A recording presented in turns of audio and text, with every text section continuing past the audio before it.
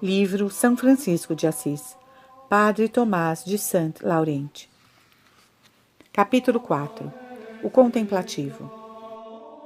Como todos os santos, Francisco foi uma alma de oração. Subiu os mais altos degraus da contemplação passiva. Quando ainda se deixava ofuscar pelas vaidades mundanas, duas graças de oração desceram sobre ele, uma depois da outra. Essas graças fizeram-lhe compreender o nada das criaturas, inebriaram-no com uma doçura celeste, formaram nele um homem novo. A partir de então, viveu num recolhimento tão profundo que nem sequer as ocupações exteriores o interrompiam. Por aquele dom inefável próprio dos místicos, sentia habitualmente nele a presença de Deus. Dirigia ao hóspede adorável do seu coração o olhar da inteligência e os ímpetos do amor. As invocações morriam-lhe nos lábios. Do mais íntimo do seu ser, brotavam esses gritos sem palavras que encantam o Altíssimo pela intensidade do silêncio ardente. Tal era a sua oração habitual. Às vezes ficava tão absorto nela que não via o que se passava à volta. Nas viagens, acontecia-lhe atravessar aldeias sem se aperceber e sem notar sequer o desvelo das multidões que não poupavam as manifestações de veneração. Outras vezes ainda, sobretudo para o fim da vida, a graça de oração inundava-lhe a alma com tanta abundância que a submergia. Tudo se desvanecia em seu redor. Entrava em êxtase. Sentia ao seu lado a presença quase permanente da humanidade santa de Cristo. Esta divina companhia comunicava-lhe uma força soberana e inundava-o de suavidade. Vivendo assim numa oração contínua, São Francisco devia recomendar naturalmente aos seus religiosos a prática do recolhimento. Recordava-lhes que a união com Deus é a condição essencial da fecundidade apostólica. Só o homem de oração, explicava ele, consegue ir até o extremo das suas forças e realizar coisas verdadeiramente grandes ao serviço de Deus. Por outro lado, não se contentava com simples exortações. A ordem franciscana crescia com uma rapidez prodigiosa. Nas cidades constituíam-se numerosos mosteiros. Francisco quis formar, longe das cidades tumultuosas, ermos perdidos em zonas desabitadas. Era com gosto que enviava para lá os irmãos que desejassem retemperar forças na solidão. Ele próprio gostava de se retirar para esses lugares nas suas viagens apostólicas. A oração contínua de nosso santo produziu frutos abundantes e preciosos. Ela acendera e mantinha sem cessar a imensa fogueira que lhe devorava o coração. No fogo o amor me lançou, cantava Francisco. Apesar dos seus esforços, nem sempre conseguia dominar a santa paixão, que fervia dentro de si. Por vezes as pessoas viam uma chama que revelava o segredo da alma. O nome de Deus fazia-o estremecer quando o ouvia pronunciar. Não podia conter a emoção. O rosto corava. Uma força misteriosa fazia-o mergulhar num recolhimento profundo. O amor provava-se com obras. Enquanto não ultrapassar a esfera das ternuras sensíveis, pode-se duvidar, justificadamente, da sua autenticidade. A caridade perfeita torna a vontade do homem semelhante à de Deus. É esse o seu caráter essencial. São Francisco não o desconhecia. A sua única preocupação era realizar sem demora aquilo que o Senhor dele esperava. Se tinha renunciado à vida mundana, se tinha, com o coração dilacerado, partido da casa paterna, se tinha contraído com a dona Pobreza uma sublime aliança, não fora para obedecer às ordens do alto? Como Cristo, Francisco podia dizer: o meu alimento é fazer a vontade daquele que me enviou e realizar a sua obra. Francisco levou a aceitação da vontade divina até o ponto culminante, o abandono total nas mãos da providência. Durante uma das suas doenças, teve graves sofrimentos. O religioso que estava ao lado do catre, a cuidar dele, mostrava uma compaixão exageradamente humana. Meu pai, dizia, a provação não está a ser dura demais? Peça a Deus que o trate com menos rudeza. Essas palavras feriram o santo na delicadeza do seu amor. Deu um brado de dor e indignação. Estranhava que não se reconhecesse no sofrimento um dom do Pai Celeste, que está atento ao bem dos seus filhos. Francisco colheu outro fruto da oração, a humildade. Esta virtude fundamental é o sinal seguro da intervenção divina quando uma alma entra em contato com Deus pelo toque da graça mística, conhece por experiência o nada da nossa miserável natureza. Os santos vivem como que esmagados pela noção do seu nada. Quem não experimentou esse sentimento nunca penetrou verdadeiramente na oração passiva. Francisco estava profundamente unido a Deus. Uma humildade prodigiosa lhe irradiava da alma. Nos seus percursos apostólicos, as populações acorriam à sua passagem. Queriam vê-lo, ouvi-lo, receber-lhe a bênção. Procuravam tocar-lhe a orla da túnica. Era venerado em vida, como se veneram as relíquias dos santos. Ora, um dia, o entusiasmo popular manifestou-se com mais ardor do que o habitual e Francisco passou insensível por entre as ovações. Todavia, o seu companheiro, temendo que alguma tentação de vaidade o assaltasse, sentiu-se no dever de o avisar. O santo tranquilizou-o. Essas homenagens, explicou, não podiam deter-se no nada da sua pessoa. Dirigiam-se a Deus, que se dignava servir-se da sua miséria. Aquilo só lhe servia para se humilhar ainda mais. Assim entendidas, aquelas aclamações não lhe pareciam exageradas, pareciam-lhe até insuficientes. Protestava quase sempre contra os elogios que lhe eram dirigidos. Não se deve canonizar um homem antes de morrer, dizia com vivacidade. Ainda posso cair em pecado. Por outro lado, as manifestações de veneração faziam-no sofrer. Pensando que não as merecia, feriam-no na sua retidão. Era tal, com efeito, a sua lealdade, que nem sequer suportava a sombra de um fingimento. Ah, vocês pensam que sou santo? Exclamava um dia em que lhe tinham servido um frango por causa do seu estado de saúde. Os santos mortificam-se. Eu, pelo contrário, comi frango hoje. Considerava-se insignificante e queria ser considerado assim. O seu contínuo recolhimento conferia-lhe uma plácida alegria. A sua fisionomia irradiava habitualmente uma tranquila felicidade. Francisco fugia da tristeza com horror. Ela quebra o fervor da alma, torna-a indolente e lança-a no desânimo. Considerava a tristeza maldita, como uma das tentações sutis, onde se esconde a pérfida do demônio. Chamava-a com desprezo a doença babilônica. Apesar do seu caráter alegre e dos dons divinos recebidos com tanta abundância, Francisco também viveu horas sombrias. Lutava, então, contra a melancolia que o invadia. Para vencer esse estado de espírito, chegava a recorrer a jogos infantis. Pegava em 2 paus e simulava um violino e o seu arco.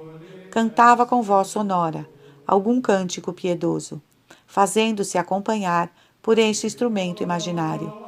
A vitória não se fazia esperar. A nuvem dissipava-se, o cântico expirava. Francisco entrava em êxtase. Henriette, alguns meses antes da morte, faziam-lhe um tratamento muito doloroso aos olhos. Ele procurava resistir à dor, que às vezes se tornava agudíssima. Procurava, sobretudo, afastar a tristeza que o invadia. Pensou que um pouco de música o podia distrair. Pediu, pois, ao seu companheiro que pedisse uma viola emprestada. Será um alívio para o meu corpo atormentado de males. O irmão, embora excelente religioso, era um pouco acanhado de ideias. Pensou que se encarregasse de uma incumbência dessas, ia escandalizar os fiéis e talvez diminuir no espírito deles o prestígio de Francisco. O santo não insistiu, mas, na noite seguinte, um personagem misterioso veio dar-lhe um concerto debaixo de sua janela. O músico tocava no seu alaúde melodias tão suaves que Francisco pensou estar a ouvir um eco das harmonias celestes. Esqueceu os sofrimentos e a sua alma elevando-se pouco a pouco acima das misérias terrestres, acabou por se perder em Deus. A oração passiva inclui diversos graus. Eleva-se do simples recolhimento até as alturas daquele matrimônio espiritual em que o contemplativo parece, na expressão de São Paulo, formar com Deus um só espírito. Aquele que se une ao Senhor constitui com ele um só espírito. Da quietude ao êxtase, Francisco percorreu todas as etapas. Em breve, subiria ao mais alto cume, onde se costuma a perfeição do mistério unitivo. Por um singular privilégio, a gloriosa transformação que a alma conhece neste último estádio da vida mística haveria de refletir-se no seu corpo. Cristo ia gravar na carne do nosso santo os estigmas da paixão. Capítulo 5. O amor à natureza. Francisco nascera poeta. Mostrara-se sempre sensível às belezas da natureza. Na sua juventude, gostava de contemplar os horizontes amplos e harmoniosos da sua terra. Deleitava-se a passear sozinho pelos arredores de Assis. Vagueava pelas colinas e o seu olhar pousava, com enternecimento, no deslumbrante panorama que se estendia diante dele. Os jogos de luz, a viva oposição das cores, o incêndio dos pôres do sol entusiasmavam-no. O tempo parecia-lhe escasso para os seus desvaneios. A graça não destrói as nossas qualidades nativas. Orienta-as para um fim superior e comunica-lhe, assim, uma perfeição maior. As luzes que repentinamente tinham arrancado o nosso santo à mediocridade da vida mundana não abafaram o instinto artístico de Francisco.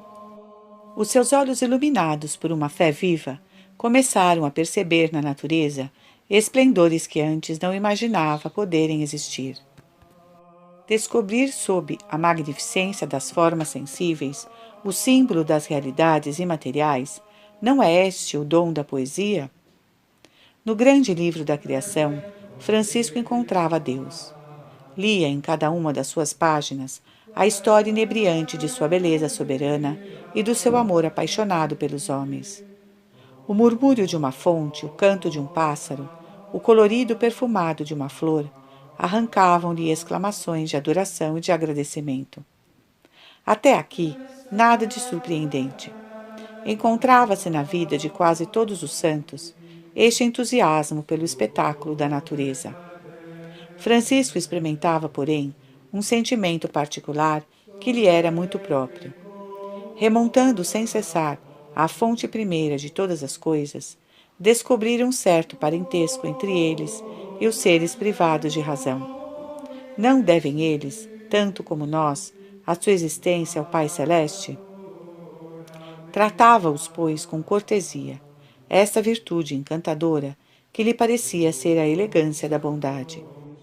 Com graciosa e comovedora simplicidade, dava a essas criaturas modestas o nome de irmãos e irmãs.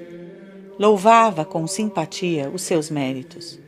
No seu famoso cântico, louva sucessivamente o nosso irmão Sol pela sua radiante luz, a água, nossa irmã, humilde, preciosa e casta, o nosso irmão Fogo, belo, agradável, vigoroso, ágil. Bendizia a nossa irmã Morte, que introduz os justos na verdadeira vida.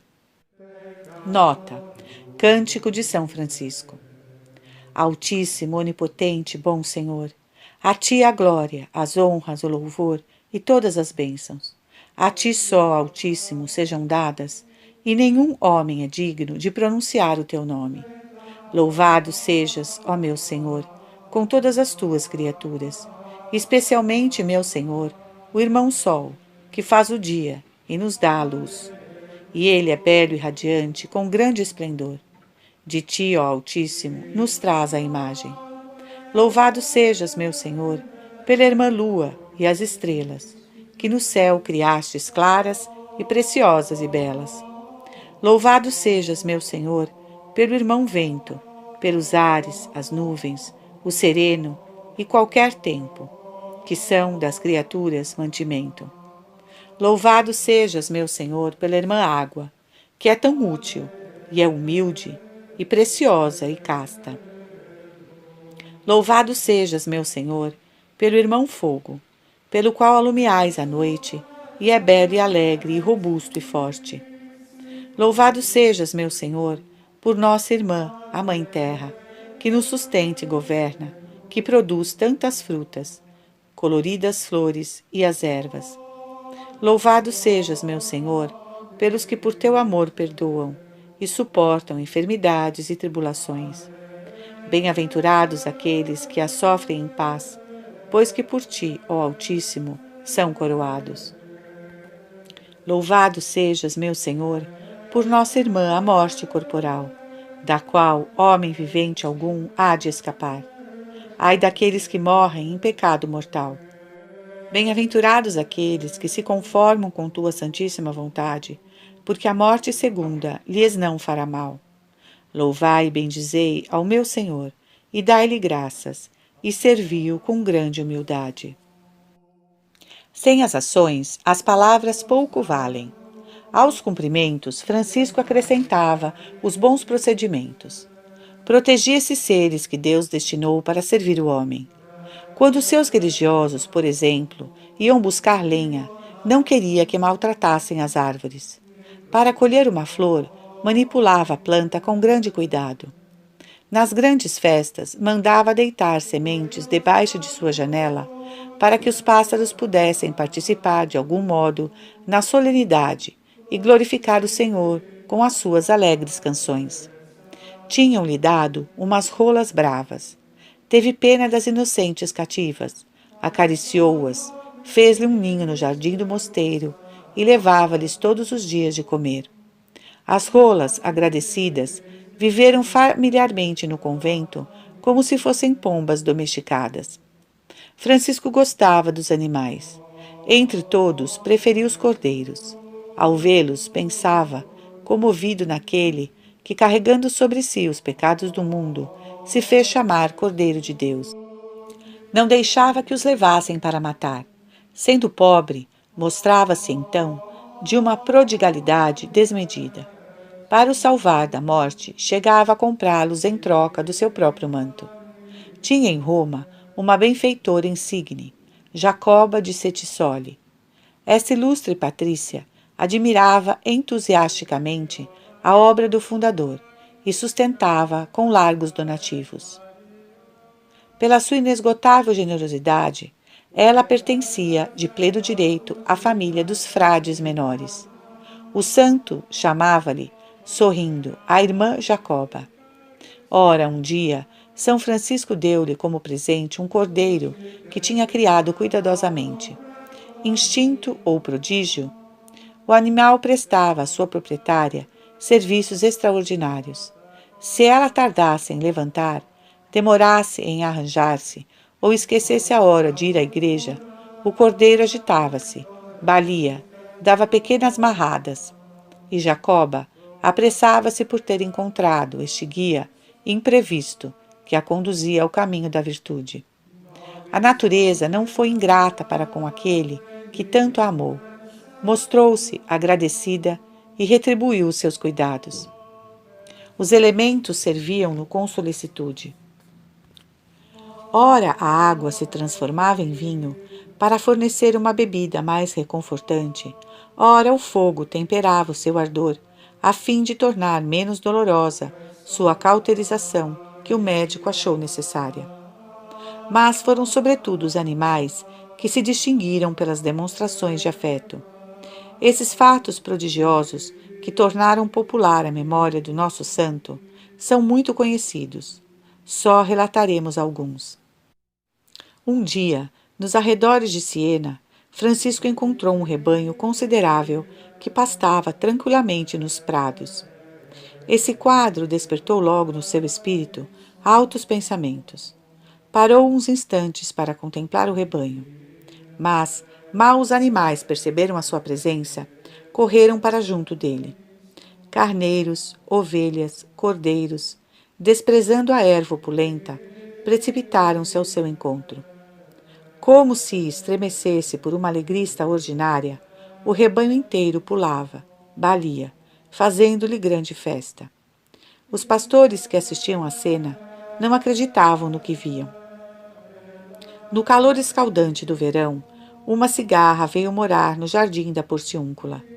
Instalada num ramo de figueira, lançava sem parar os seus gritos estridentes. Francisco ouvia na sua cela. Olhou-a pela janela, depois desceu para se distrair um pouco. Chamou-o por ela. Dócil ao seu convite, veio pousar-lhe no seu dedo. Canta, disse-lhe, e a cigarra cantou. Durante algumas semanas, o santo visitou diariamente a agreste cantora. Todos os dias, à sua ordem, o inseto aparecia. As melhores distrações têm um termo. Ao cabo de um certo tempo, São Francisco declarou aos religiosos que o rodeavam: pela sua benevolência, a nossa irmã cigarra poderia inspirar-nos a vaidade. Despediu, pois, com toda a gentileza a cantora, que voou para não mais voltar. Perto do fim da vida, cansado pelos trabalhos apostólicos e mais pela chama do seu amor, caiu enfermo. Um amigo enviou-lhe um fazão, para que o santo tivesse um alimento mais saboroso, que lhe desse saúde. Francisco acolheu alegremente o animal. Acariciou-o, felicitou-o pela sua magnífica plumagem, tranquilizou-o pelo seu destino. Depois convidou-o a louvar o Senhor, que o tinha vestido tão esplendidamente. O animal parecia compreender a piedosa exortação. Bateu solenemente as asas, bela oração, por certo, para um pássaro. Nem passou pela mente de Francisco mandar matar esta pobre criatura.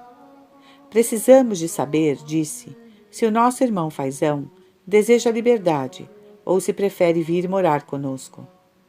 Mandou que o levassem a uma vinha próxima. Apesar do seu voo pesado, o Fazão voltou logo. A ave permaneceu no convento, onde se comportou sempre bem. Contudo, Francisco sentia escrúpulos em guardar um animal de luxo. Quis, ao mesmo tempo, salvaguardar o seu espírito de pobreza e fazer um ato de cortesia. Enviou o Fazão ao seu médico. Em casa do seu novo dono, o animal caiu numa estranha tristeza. Recusava qualquer comida. Parecia abatido. Enfraquecia a olhos vistos. Levaram-no novamente para o convento. Logo que chegou, recobrou o apetite e a animação. Seguia Francisco passo a passo. Chegava a esgueirar-se para a sua cela. Olhava-o com ternura. Não obstante, esta afeição foi sempre tão discreta que não o incomodava em nada. Bem-aventurados os puros de coração, verão a Deus na luz da eterna glória. Eles vislumbram já na criação os reflexos da sua inefável beleza. Às vezes, em recompensa pelas suas virtudes, o Senhor concede-lhes até o domínio sobre a natureza, que os nossos primeiros pais possuíam, mas que nós perdemos pelo pecado. Capítulo 6. Os estigmas. Há cerca de 18 anos que Francisco levava uma vida de heróica pobreza, quando Frei Elias, seu vigário no governo dos frades menores, teve uma revelação. O santo não passaria mais de 2 anos aqui na terra. Seguindo a ordem recebida, Elias transmitiu a São Francisco a comunicação celeste. O santo não temia a morte. Tinha cortado pelo seu despojamento total os vínculos que o ligavam à terra. Tinha, exemplo do apóstolo, conquistado o domínio sobre seu corpo. A sua alma devia desprender-se, sem dilaceramentos, do seu invólucro físico. Se não tremia perante a aproximação do momento fatal, queria pelo menos preparar-se para comparecer diante do soberano juiz. Partiu, pois, rumo à solidão, para se recolher por algum tempo. Durante o verão de 1224, esteve no pequeno convento de Alverne. Era um eremitério rústico, construído precariamente no cimo de uma montanha escarpada. As grutas abertas nas rochas, os bosques povoados de pássaros, o afastamento dos centros habitados, tornavam o sítio encantador e particularmente propício aos exercícios da contemplação. O santo amava esta morada, que outrora lhe tinha sido dada pelo conde Orlando, senhor de Chiusi. Logo que chegou ao lugar do seu retiro, Francisco iniciou um jejum de 40 dias em honra de São Miguel. Consagrava o tempo à oração e lhe propiciava delícias que nunca lhe pareceram tão saborosas. Suplicou ao Senhor que lhe desse a conhecer as obras às quais deveria consagrar os últimos dias da vida. Como resposta, Deus cumulou com abundância de suavidades interiores. Então o santo recorreu ao seu procedimento habitual. Abriu o Evangelho ao acaso, por diversas vezes esperando encontrar ali uma indicação. Por diversas vezes caiu no relato da paixão. Esta coincidência surpreendeu. Concluiu que o Salvador queria uni-lo mais intimamente aos seus sofrimentos. Os calores estivais declinavam. O alverne já se revestia com os esplendores do outono. Debaixo das grandes árvores, cuja folhagem se tornava dourada, Francisco pensava na adorável imolação de Cristo, quando subitamente lhe apareceu um serafim resplandecente de luz. O anjo aparentava uma semelhança admirável com o Salvador, pregado no patíbulo. O santo reconheceu estupefato os traços do divino crucificado.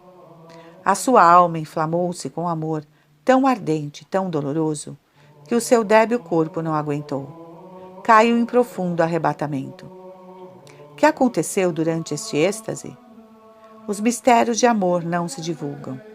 São Francisco guardou ciosamente este segredo. Confessou, no entanto, que recebera nesta altura revelações sublimes, mas nunca quis comunicá-las. Quando a visão se desvaneceu, uma transformação maravilhosa tinha se operado nele. Na sua carne estavam gravados os sagrados estigmas da paixão. Grandes feridas lhes rasgavam as mãos e os pés. Nas cicatrizes percebiam-se nitidamente as cabeças negras dos pregos. Uma chaga mais larga abriu seu costado e deixava filtrar algumas gotas de sangue. Francisco tornava-se um crucificado vivo. Um prodígio assim não podia passar inadvertido. Apesar de todos os esforços para afastar as curiosidades indiscretas, o santo não conseguiu esconder inteiramente os estigmas. O seu prestígio, já tão grande, aumentou ainda mais. A sua vida terminava numa espécie de apoteose. O serafim que imprimira no seu corpo as chagas de Cristo também as enterrara no seu coração. A partir daquele dia, Francisco não fez mais do que esmorecer lentamente no duplo martírio da dor e do amor. Ainda percorria penosamente os caminhos da Úmbria, a pregar menos pela palavra do que pelo exemplo. Deixava, ao caminhar, irradiar da sua alma o imenso amor pelo Divino Mestre. Manifestava-o em termos tão veementes que sentia por vezes a necessidade de se desculpar. Não fostes vós que nos destes, dizia ele ao Salvador, o exemplo desta sublime loucura? Vós vos lançastes à procura da ovelha desgarrada. Caminhastes como um escravo, como um homem inebriado de amor. Para adornar a sua coroa, Deus mandava-lhe as últimas provações. O santo notava que alguns religiosos, embora poucos, desejavam restringir a pobreza da ordem. Previa que os seus filhos atravessariam depois da sua morte uma crise perigosa. A esta tristeza acrescentava-se o peso da doença. A saúde declinava, a vista apagava-se, os remédios mais fortes só lhe davam umas melhoras precárias. Francisco mantinha, apesar das dores, uma alegria apaziguadora. Mas o seu espírito desprendia-se cada vez mais das preocupações terrenas. O seu recolhimento tornava-se mais profundo. Os que estavam à sua volta percebiam a aproximação da hora da recompensa. O santo submeteu-se, em Riete, a um tratamento rigoroso. A seguir, passou algumas semanas de repouso em Cortona. Mas as suas forças, em lugar de se restabelecerem, diminuíam rapidamente. Fez-se transportar a Porciúncula e desejava que a tão amada casa, berço da sua vida religiosa, lhe abrigasse os últimos momentos. Os primeiros dias do outono de 1226 trouxeram o desenlace fatal. Francisco acolheu a morte com gratidão e cortesia. Agradecia-lhe por abrir com tanta gentileza a porta do paraíso. Ordenou aos irmãos, reunidos em volta do leito, que lessem o seu testamento e deu-lhes uma última bênção. A partir de então, só pensou em imitar até a agonia os exemplos do Salvador.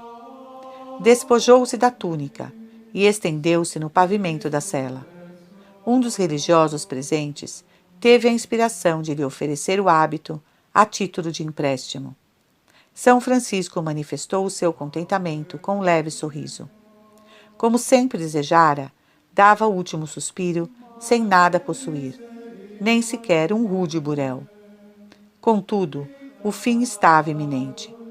São Francisco pediu que lhe lessem a Paixão segundo São João. Depois recitou com a voz desfalecida o Salmo 141, que é um apelo comovedor à misericórdia divina. Tirai-me da prisão, canta o profeta rei. Os justos esperam que me concedais a minha recompensa. Logo que Francisco terminou de murmurar este versículo, o seu corpo sucumbiu. O bom e fiel servo tinha entrado na alegria do Senhor. Era a tarde do dia 3 de outubro de 1226. O sol desaparecia atrás das colinas. O crepúsculo descia. Apesar da hora tardia, um bando de pássaros veio recrear-se diante do convento. Contrariamente aos seus hábitos, as andorinhas que cantam à luz da manhã churreavam com extraordinária animação. Festejavam, a seu modo, o triunfo do santo amigo. A notícia espalhou-se com incrível rapidez.